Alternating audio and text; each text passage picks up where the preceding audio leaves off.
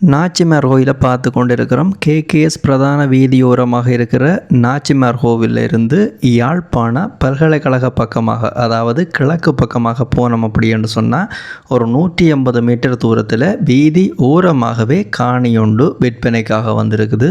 இப்போ நாங்கள் போய்கொண்டிருக்கிறது யாழ்ப்பாண பல்கலைக்கழகம் நோக்கி போய்கொண்டிருக்கிறோம். இடது பக்கம் இருக்கிறது தான் ராஜா கிரிங் ஹவுஸ். இப்போ நீங்கள் பார்த்து கொண்டிருக்கிற பில்டிங் ராஜா கிரிங் ஹவுஸ் பில்டிங். இந்த ராஜா கிரிங் ஹவுஸ் பில்டினுடைய சரஸ்வதி மண்டபம், இப்போ நீங்கள் பார்த்து கொண்டிருக்கிற இந்த கல்யாண மண்டபத்தை தாண்டி போனோம் அப்படி என்று சொன்னால் இடதுகை பக்கமாக இந்த காணி இருக்குது.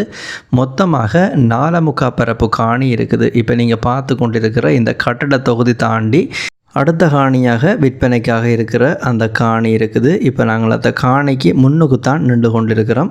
இப்போ நீங்கள் பார்த்து கொண்டிருக்கிற இந்த வீதி பிரதான வீதி ஓரமாகவே இந்த மிகப்பெரிய கடை தொகுதிக்கு பக்கத்தில் தான் இப்போ நீங்கள் பார்த்து கொண்டிருக்கிற இந்த 4.25 பரப்பு காணியும் இருக்குது.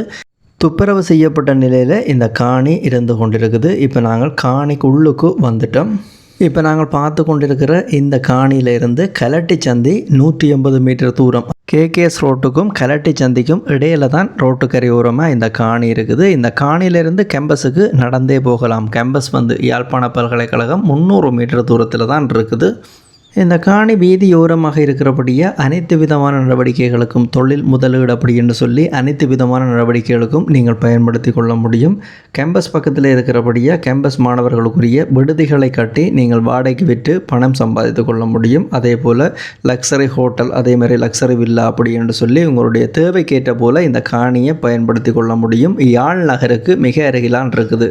இந்த காணியிலிருந்து ஒரு 5 நிமிடத்தில் நீங்கள் யாழ்ப்பாண டவுனுக்கு போய் கொள்ளக்கூடிய மாதிரி இருக்கும். இந்த காணிக்குரிய கிணறை பார்த்தோம் அப்படின்னு சொன்னால் இந்த காணின்ற நடுப்பகுதியில் இந்த காணிக்குரிய வெட்டு கிணறு இருக்குது. நீங்கள் அதனுடைய தோற்றத்தையும் பார்த்து கொள்ளக்கூடிய மாதிரி இருக்கும். கிணறு வெட்டு கிணறு. அதே நேரம் தண்ணிக்குரிய பிரதேசத்தை பார்த்தோம் அப்படின்னு சொன்னால் குடிக்கக்கூடிய பயன்படுத்தக்கூடிய நல்ல தண்ணி உள்ள பகுதிக்கான் இந்த காணி வருது. இப்போ நீங்கள் இந்த காணிக்குரிய வெட்டு கிணத்தை பார்த்து கொண்டிருக்கிறீர்கள். இப்போ நீங்கள் பார்த்து கொண்டிருக்கிற இந்த கிணறு தான் இந்த காணிக்குரிய கிணறு. அதே போல் இந்த காணியுடைய எல்லைகளை பார்த்தீங்க அப்படின்னு சொன்னால் நீங்கள் பார்க்குற மாதிரி மதில் கட்டப்பட்டிருக்குது. இந்த 4.25 பரப்பு காணி சம்பந்தப்பட்ட பெரும்பான்மையான தகவலை பார்த்துட்டோம். முன்னாடியே சொன்ன மாதிரி இந்த காணியை நீங்கள் வாங்குறது அப்படின்னு சொன்னால் நேரடியாக உரிமையாளருடைய விலை பேசி வாங்கிக்கொள்ள முடியும். ஒரு பரப்பு காணிக்கு உரிமையாளர் சொல்கிற விலையை பார்த்தோம் அப்படின்னு சொன்னால் ஒரு பரப்பு காணிக்கு சொல்கிறார் 4,75,00,000. மொத்தமாக 4.25 பரப்பு இருக்குது. நீங்கள் மொத்தமாக வாங்கும் பொழுது விலை விவரங்களை கழிச்சு கொள்ள முடியும். இந்த விலை ஒரு பரப்புக்குரிய விலை 4,75,00,000 பேசி தீர்மானிக்கக்கூடிய விலை தான். இந்த காணி சம்பந்தப்பட்ட அடுத்த தகவலை பார்த்தோம் அப்படின்னு சொன்னால் உரிமையாட்ட தொலைபேசி இலக்கத்தை பார்த்தோம் அப்படின்னு சொன்னால் இந்த வீடியோவை இப்போ நீங்கள் பார்த்து கொண்டிருக்கும் பொழுதே இந்த காணியை வாங்க அப்படின்னு சொல்லி இதில் விழுந்து கொண்டிருக்கிற இந்த இலக்கத்துக்கு நீங்கள் தொடர்பு கொண்டீங்கன்னு சொன்னால் நார்மல் கோரோடாகவோ அல்ல வாட்ஸ்அப் பைபரோடாக தொடர்பு கொண்டீங்க அப்படின்னு சொன்னால் நேரடியாக உரிமையாளரோட கழிச்சு நீங்கள் இந்த காணியை வாங்கிக்கொள்ள முடியும். யாராவது தேவையண்டா பயன்படுத்தி கொள்ளுங்க.